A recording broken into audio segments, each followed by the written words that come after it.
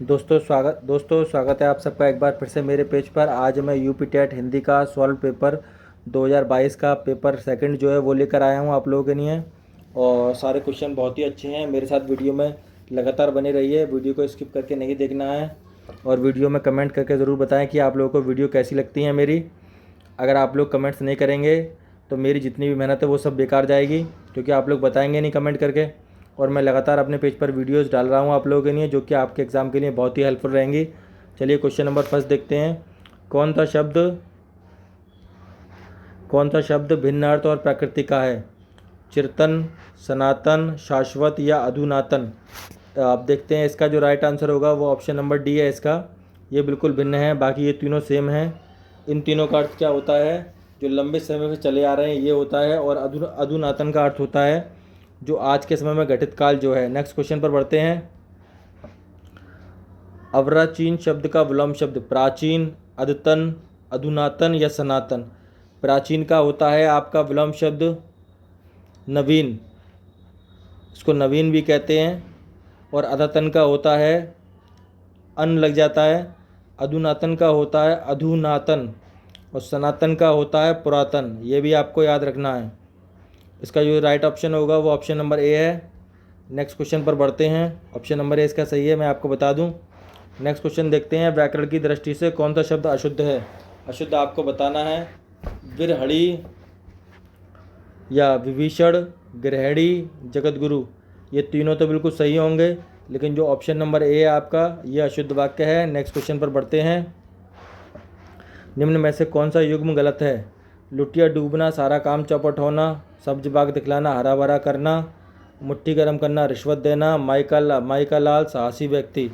तो देखिए इसका जो गलत है वो आपका सब्ज बाग दिखाना है। सब्ज बाग दिखाने का मतलब होता है लालच देकर बहकाना होता है, ना कि हरा भरा काम करना होता है। ऑप्शन नंबर बी इसका राइट होगा, जो कि आपसे पूछा हुआ गलत युग्म पूछा हुआ है। नेक्स्ट क्वेश्चन पर आते हैं। मेरी भव वादा हरो, राधा नगरी सोए, जा तन की झाई परे, श्याम हरिद्युति होए। उपरोक्त दोहे में कौन सा अलंकार है? अलंकार भी आपसे पूछे जाते हैं। अनुयुक्ति, श्लेष, यमक या रूपक? इसका जो सही राइट आंसर होगा वो ऑप्शन नंबर सी एंड आपका डी होगा, क्योंकि दोनों में ही श्लेष और रूपक का सर्वश्रेष्ठ उदाहरण है। श्लेष अलंकार के अंतर्गत शब्द एक ही अर्थ का होता है, जो दो या दो से अधिक पक्षों में लागू होता है। नेक्स्ट क्वेश्चन पर आते हैं। गौशाला में कौन सा समास है? तत्पुरुष समास, बहुब्राही समास, द्वंद्व समास या द्विगु समास? ये आपको HW में बताना है कमेंट करके। नेक्स्ट क्वेश्चन पर आते हैं। देशभक्ति में कौन सा समास है? द्वंद्व समास, कर्मधारय समास, तत्पुरुष समास या द्विगु समास? तो देखिए इसका जो सही ऑप्शन है वो ऑप्शन नंबर सी होगा। इसके अंदर तत्पुरुष समास है। देश की सेवा करना, देशभक्त होना। नेक्स्ट क्वेश्चन पर आते हैं। कवि और उसकी रचना का कौन सा जोड़ा सही नहीं है, ये आपको बताना है। शिवराज भूषण ने भूषण, या शब्द रसायन देव, परिमल सूर्यकांत त्रिपाठी निराला, उद्धव शतक भारतेंदु हरिश्चंद्र? इसका जो राइट आंसर है वो ऑप्शन नंबर डी होगा। आपको यही जोड़ा गलत है, बाकी ये तीन जोड़े बिल्कुल सही हैं। नेक्स्ट क्वेश्चन पर बढ़ते हैं। नेक्स्ट क्वेश्चन देखते हैं। लेखक और उसकी कृति के युग्म में कौन सा युग्म गलत है? अब आपको फिर से गलत बताना है। बोलगा से गंगा राहुल ने लिखा है। सूरज का सातवां घोड़ा धर्मवीर भारती जी हैं। आर्य का आदि डॉक्टर संपूर्णानंद हैं।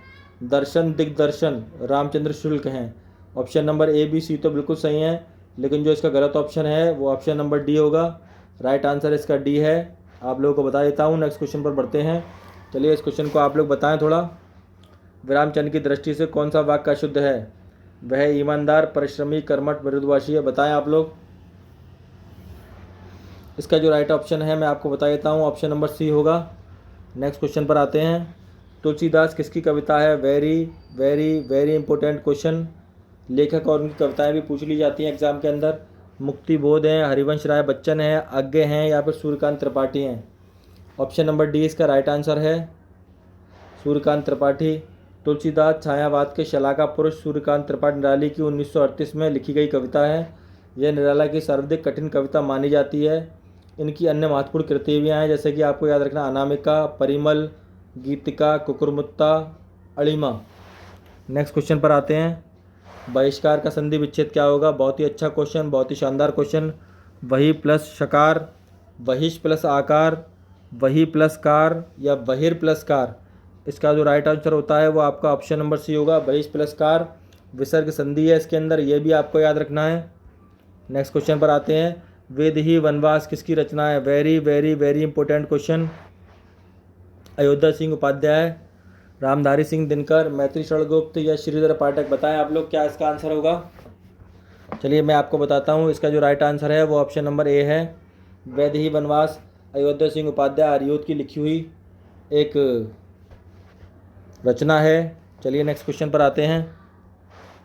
निम्न में से कौन सा पुल्लिंग शब्द का चयन कीजिए? पुल्लिंग भी आपसे पूछा जाता है, स्त्रीलिंग, पुल्लिंग, नपुंसकलिंग।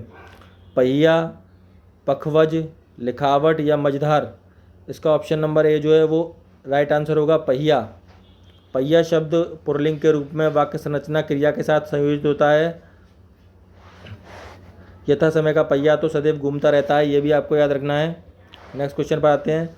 निम्न में संयुक्त व्यंजन कौन सा नहीं है? संयुक्त व्यंजन आपको बताना है। तो देखिए छछत्री भी संयुक्त व्यंजन है, त्रा भी है और ज्ञा भी है, ये तीनों संयुक्त व्यंजन है, लेकिन जो ऑप्शन नंबर ए है इसका या, वो संयुक्त व्यंजन के अंदर नहीं आता। ठीक है, ये आपको ध्यान रखना है। अंत्यस्थ व्यंजन कौन कौन से होते हैं आपको बताता हूँ। छाछत्री, त्रा, त्रिशूल, ज्ञा, ज्ञानी और श्रा संयुक्त व्यंजन होते हैं, और अंत्यस्थ व्यंजन जो होता है वो या है, या इसमें नहीं है। इसका जो राइट आंसर है वो या होगा। नेक्स्ट क्वेश्चन पर देखते हैं। मृत्युंजय पद में कौन सा सही है? द्विग समास होगा, कर्मधारय समास होगा, बहुब्राही समास होगा, द्वंद्व समास होगा। इस पेपर के अंदर 3 क्वेश्चन तो समास से भी पूछ लिए हैं। तो देखिए इसका जो राइट आंसर है वो ऑप्शन नंबर सी होगा, बहुब्राही। मृत्युंजय शब्द में बहुब्राही समास है। इसका समास विग्रह मृत्यु पर विजय प्राप्त करने वाला, अर्थात शिवजी हैं, जो दो शब्द से मिलकर किसी तीसरे शब्द का विशेषण बन जाए, बहुब्राही समास कहलाता है। आपको इसकी डेफिनेशन भी याद रखनी है। दो शब्द से मिलकर किसी तीसरे शब्द का विशेषण बन जाए, वहाँ बहुब्राही समास होता है, ये आपको याद रखना है। नेक्स्ट क्वेश्चन पर आते हैं। अलंकार में किस उपसर्ग का प्रयोग हुआ है? अल, अलन, अल या अलम? इसका जो राइट आंसर होगा वो अलम है, ऑप्शन नंबर डी। अलम प्लस कार बराबर अलंकार। अलम का शाब्दिक अर्थ होता है भूषण। नेक्स्ट क्वेश्चन पर आते हैं।